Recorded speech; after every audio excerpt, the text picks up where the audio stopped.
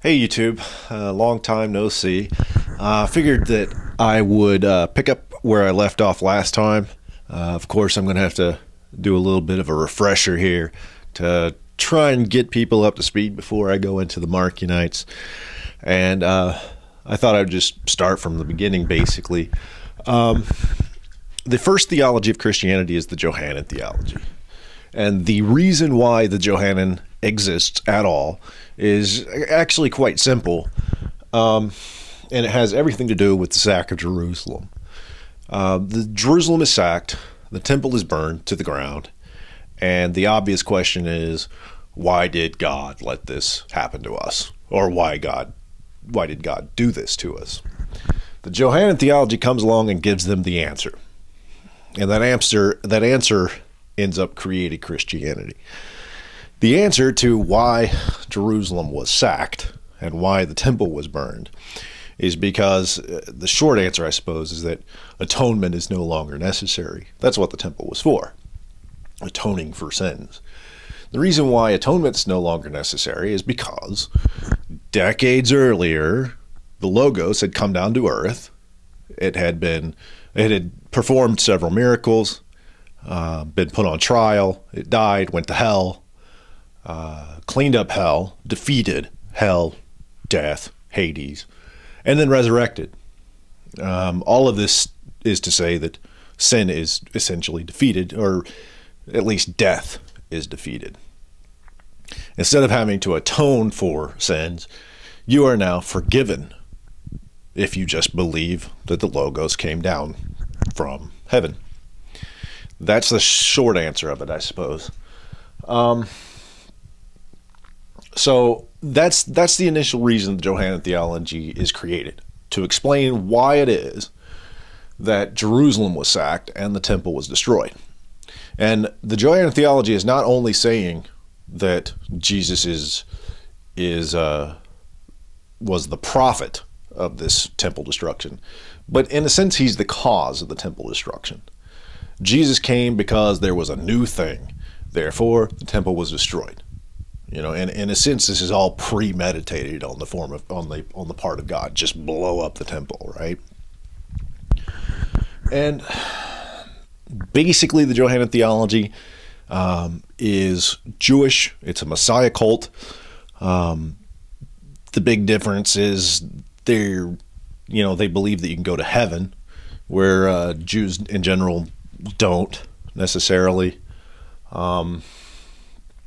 There is one verse in Revelation chapter 22 that talks about one particularly interesting idea that the Johannine theology came up with, and we're going to see several times that this idea comes up, not just in this theology but in other theologies. And that's in chapter 22, verse 3. But I'll read 1 through 3. It says, "And he showed me a pure river of water of life, clear as crystal, proceeding from the throne of God and of the Lamb. In the middle of its street, and on either side of the river, was the tree of life, which bore 12 fruits, each tree yielding its fruit every month. The leaves of the tree were for the healing of the nations. And there shall be no more curse. But the throne of God and of the Lamb shall be in it, and his servants shall serve him. There will be no more curse." All of this verse is obviously hearkening back to Genesis in the Garden of Eden. But what he says is that heaven comes down to earth. Essentially, instead of having a temple on earth, it's a heavenly temple. Okay, on earth. So instead, you're wherever you're at the temple now. No need for the temple, which is convenient because it was blasted, destroyed, right? But this all goes back again to the Garden of Eden. And the critical part to that, I think, is there will be no more curse. Now, many of you may know what the curses are. The curses go back to Genesis, where Adam and Eve eat of the fruit that they weren't supposed to eat of. And God said, what? What did he say? Well, there's the first part of this curse, as far as Adam and Eve are concerned, is you will surely die. So, because they ate of the fruit, they are doomed to death. What do the Christians say? Well, you're not doomed to death anymore, right? Sure, you might end up getting buried for a second, but you're going to heaven. You will resurrect and go to heaven. So death has been defeated by Jesus. Okay? Several months before the sack of Jerusalem, Jesus had defeated death. This is why, again, you know, I just mentioned this whole story. This is why the temple was destroyed in the first place. Defeating death. That's what he did when he went down to hell and beat up Hades and Satan and all that business. So, death is defeated. That's the death curse. But there are two other curses that are kind of curious here too. What is the curse of Adam? The curse of Adam is you're going to have to bust the soil. You're going to have to plant stuff. And there's going to be thorns, and you're going to have to work. And, you know, where in the garden, they got all this stuff for free, right? It's a garden, the Garden of Eden. Stuff just grows and you eat it, right? Well, according to God, since Adam ate of the fruit, he now has to bust the soil. He's going to have to be a farmer. So work and agriculture. This is a curse of Adam. And then you have the curse of Eve. And the curse of Eve is childbirth. Childbirth is a curse, you know, and that's kind of a strange thing to think about today, particularly when you have theologies like the Catholic Church who want you to make as many babies as you possibly can. It's a curse. But if you think about it, you know, the reason why Catholic priests and nuns aren't allowed to marry or have children, even though some of them have had children, is because if they do that, if they get married, if they have children, they are accepting the curse of Eden. And the Catholics reject that curse. At least the hierarchy does. They're kind of two-faced about it, right? They tell everybody else, multiply, multiply, multiply. Because, bloody hell, if nobody had any sex, there wouldn't be any new Catholic children, right? The theology would just die out.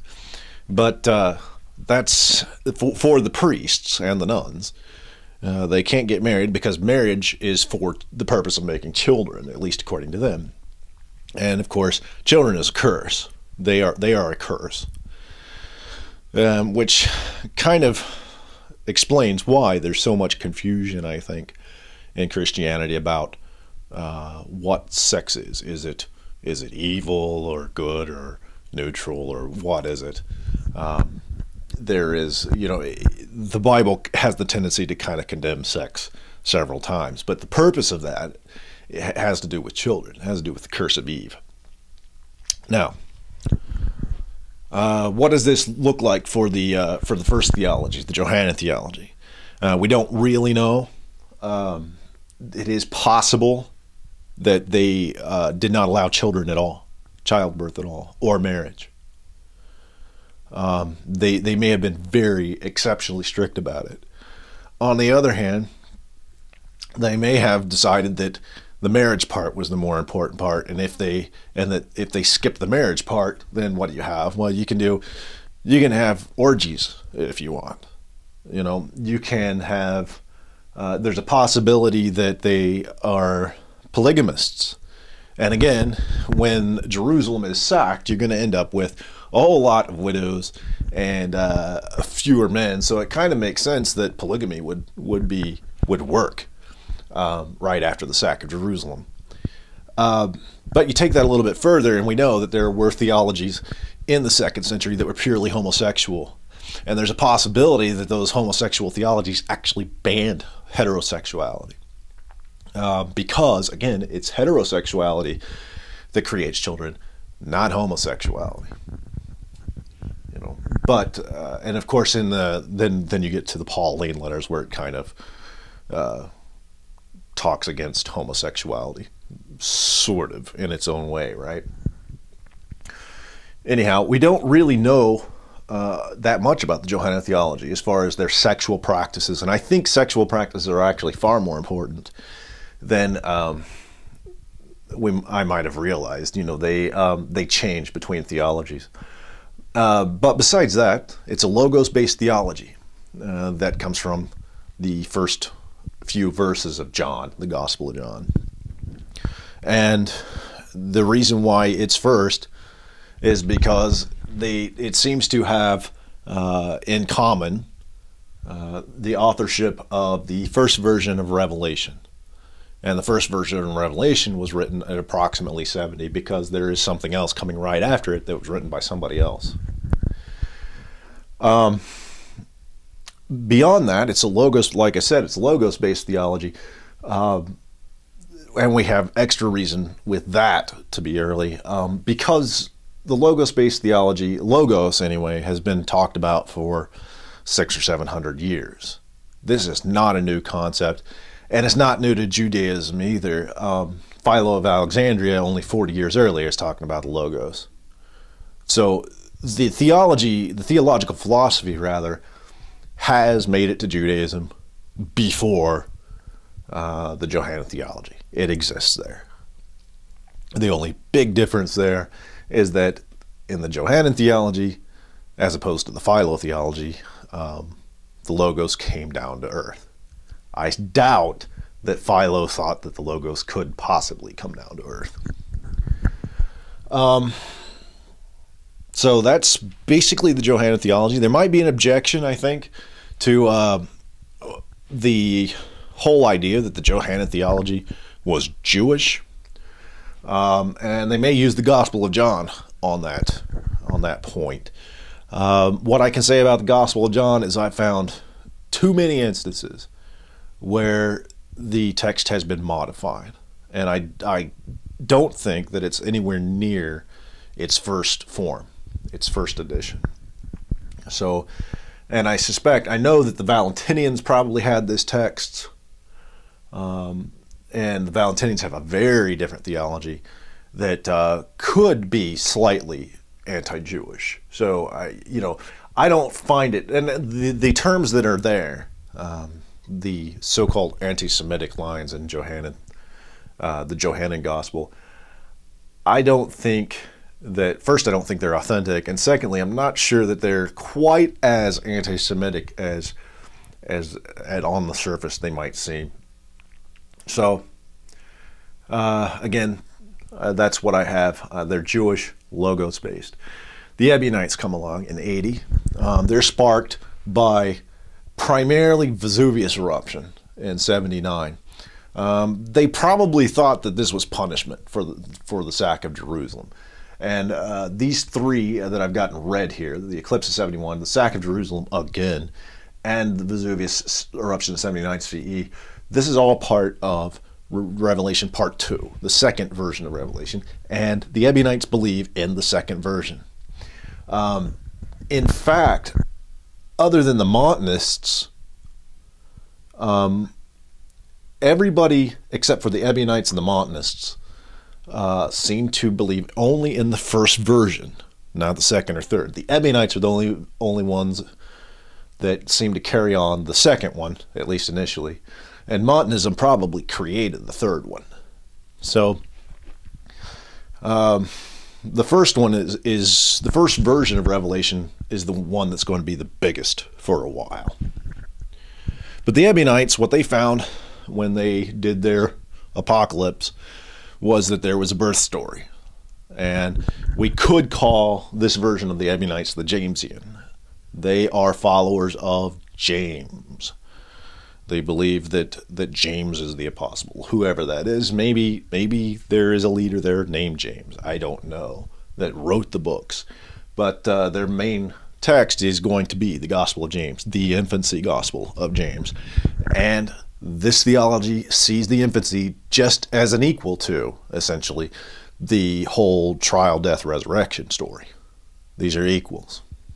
They are just as important as each other. And of course, that will die eventually.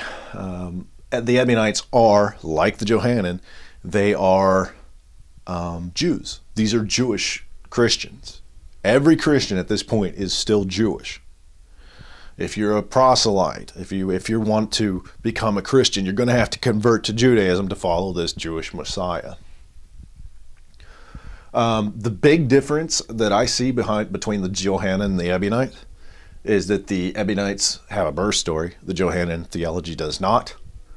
And